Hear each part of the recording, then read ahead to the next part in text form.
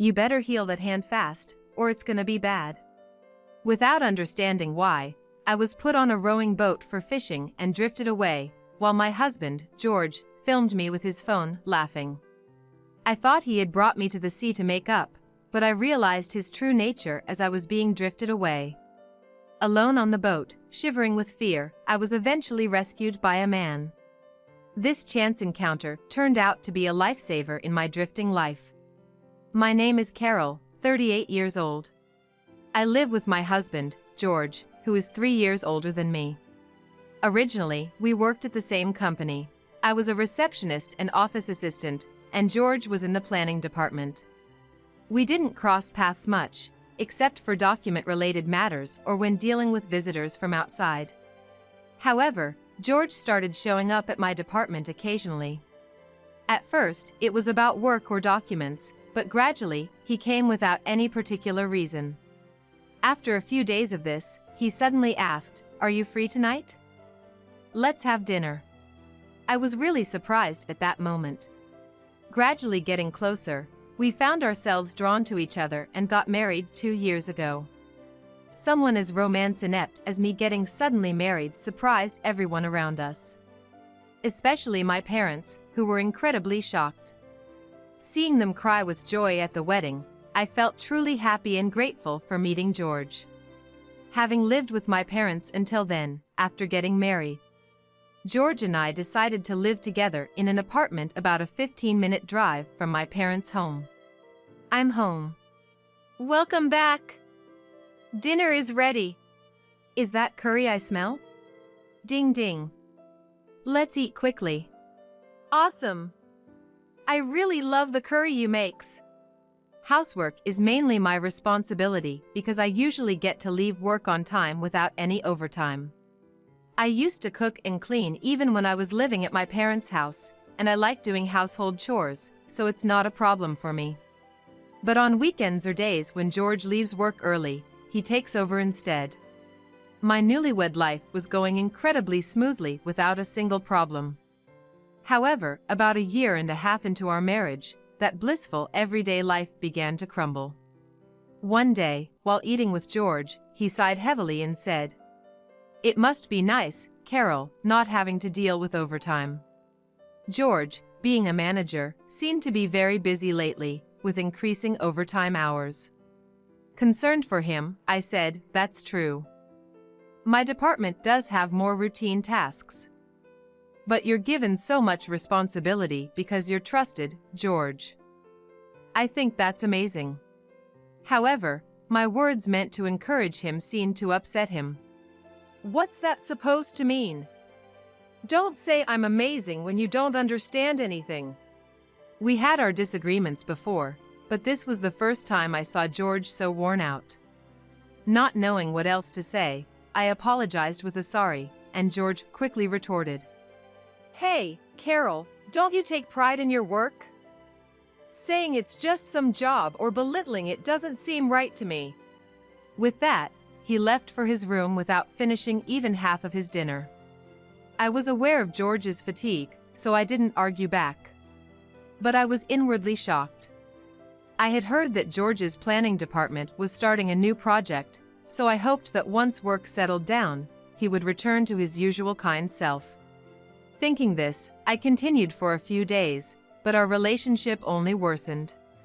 A week later, I had to stay late at work unexpectedly. I have to prepare some documents urgently by tomorrow, which may be later than or about the same as George's return. Despite feeling a bit awkward, I decided to contact George as a precaution. I had to stay for overtime because of work today. "George, if you're not doing overtime, could you take care of dinner? Or we can eat separately tonight. Sorry for the inconvenience." It had been a while since I contacted George like this. Remembering our previous incident, I added sorry at the end of the message, but I only got a read receipt without any reply.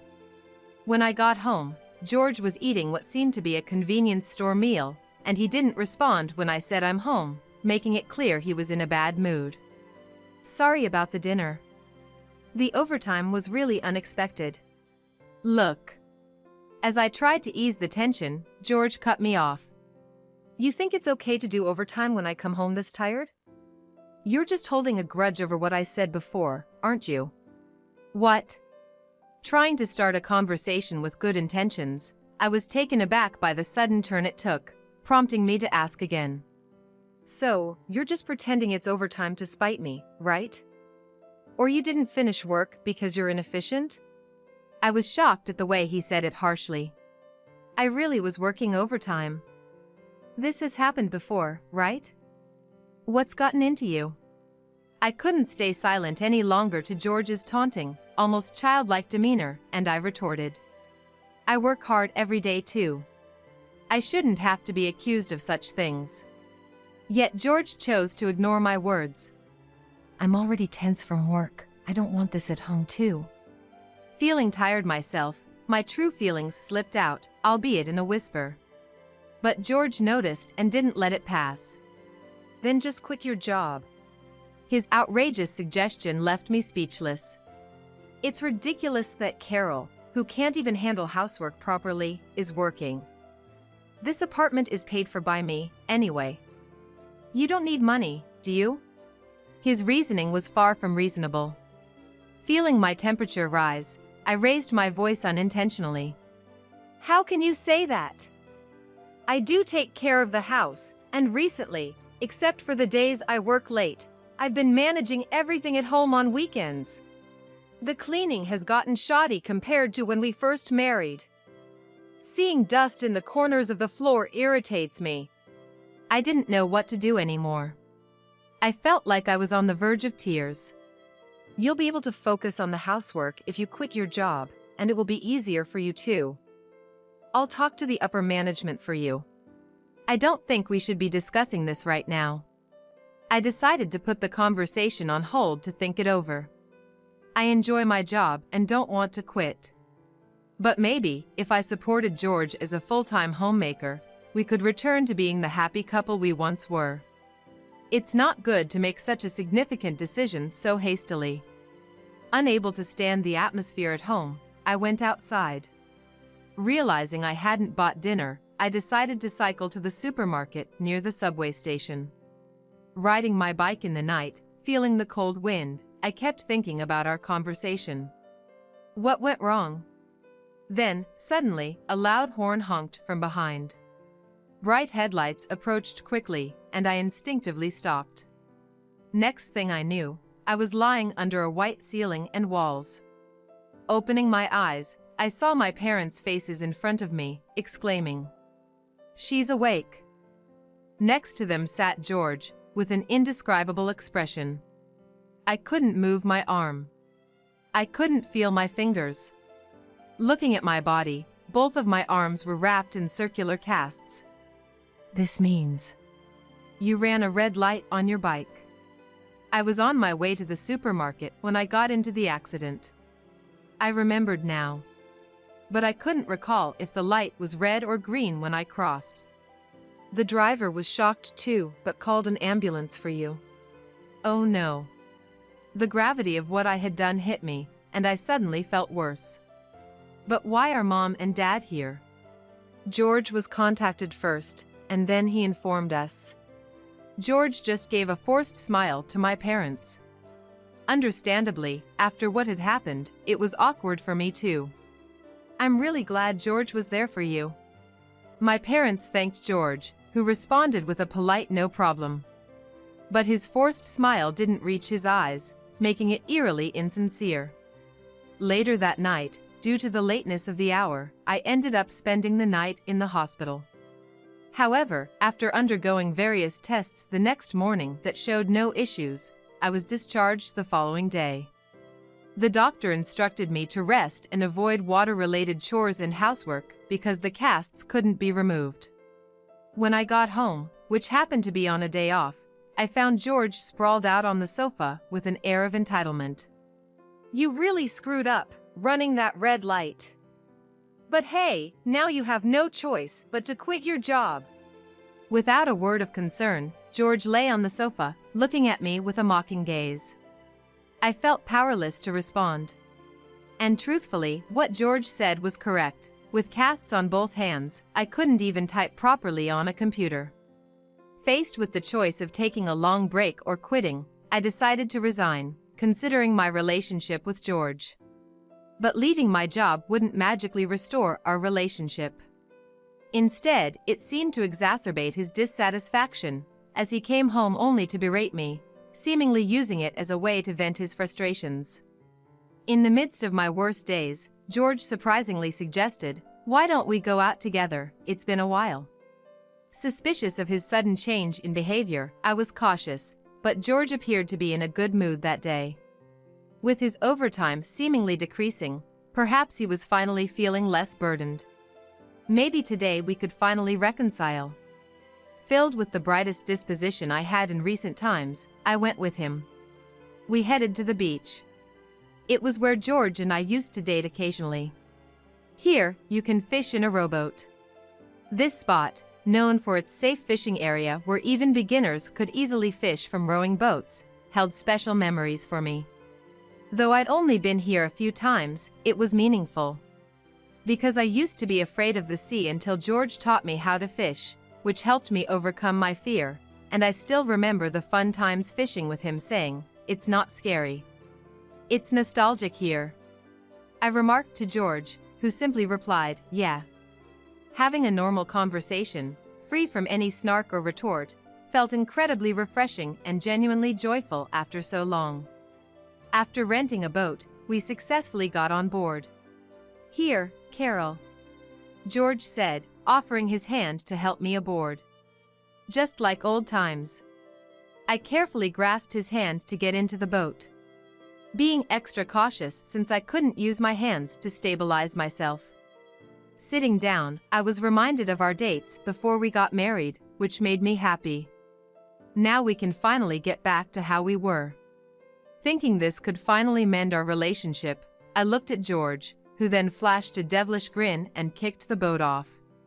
"Huh?" My voice overlapped with the thud of the kick. Propelled by the force, the boat headed out to sea, quickly drifting away from the dock where George stood, even though I wasn't rowing. Watching my confused state, George, taking out his phone from his pocket, filmed me while taunting, "You better heal that hand fast, or it's gonna be bad," and laughed. At that moment, I realized I had been set up. I blamed myself. I had thought that once George's workload decreased, things would go back to normal, and if I did the housework perfectly, we could reconcile. But I was fundamentally wrong. This was George's true nature. Realizing this, I felt a mix of frustration, shame, and sadness, and tears started flowing. Sniffling and inhaling, the scent of the sea breeze filled my nose, and the fear of being alone at sea overwhelmed me. I was scared. I wanted to go home. As I sat with my eyes closed, enduring the fear, a man's voice came from almost beside me. "Are you okay? You're about to leave the designated area, and are you wearing casts?" There was a man, presumably a father, and a boy who resembled him closely.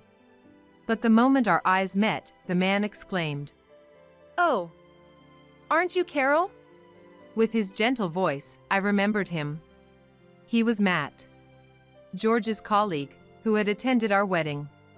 That meant the boy next to him must be his son, Mark, because he was much bigger than when he came to my wedding. I didn't notice.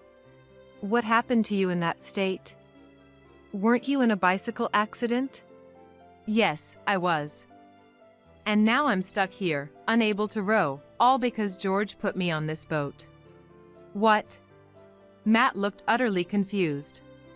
Understandably so. Being put on a boat by one's husband and set adrift at sea sounded like something from a drama you wouldn't see nowadays. "Let's call for help!" Thanks to Matt raising his voice and calling out to the boat rental staff, I was saved.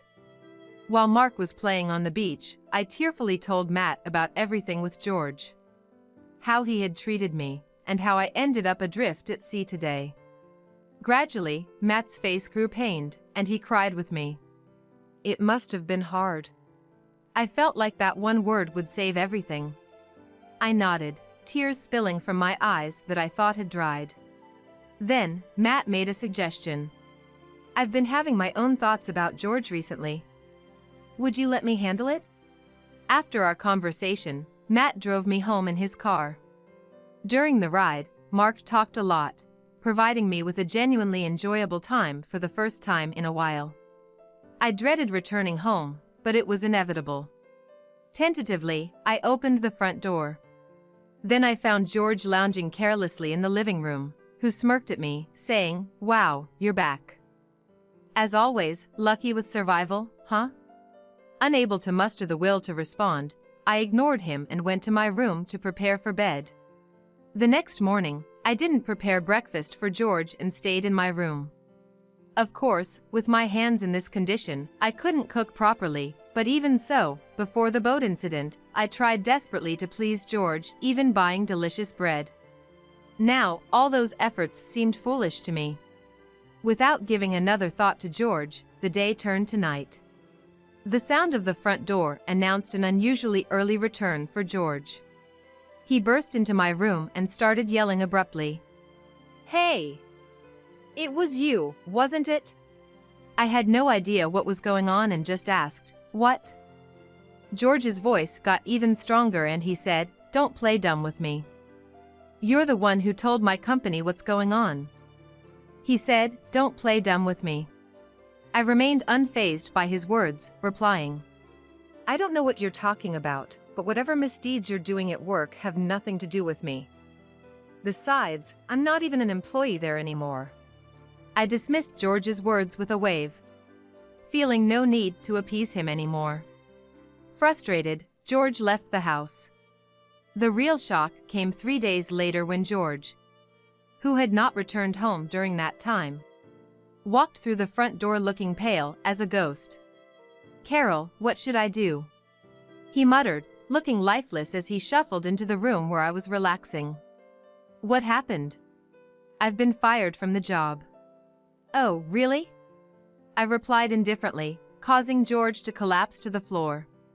I had finally made it to manager. I felt no sympathy for George, despite his despair, because I knew this was coming. This was what Matt had referred to when he said, "Leave it to me," during our conversation by the sea. According to Matt, George's behavior at work had drastically changed recently. He was bossing around subordinates, shoving his work onto others, submitting false overtime claims, and even harassing a new female employee, among other misdeeds, all of which had no concrete proof, leaving them in a dilemma. Although Matt and George were colleagues who had been promoted to manager around the same time and from different departments, Matt had struggled to accept the reality of George's actions. However, seeing how distressed I was by George's behavior, Matt felt compelled to act. Matt then suggested I check George's computer, suspecting it contained evidence of his numerous misdeeds. Since George always took his laptop home, Matt couldn't investigate it himself. I knew George's laptop password. After safely returning from the sea, I pretended to go to sleep, waited for George to fall asleep, then checked and extracted the data from his laptop and sent it to Matt. I never anticipated things would unfold so quickly.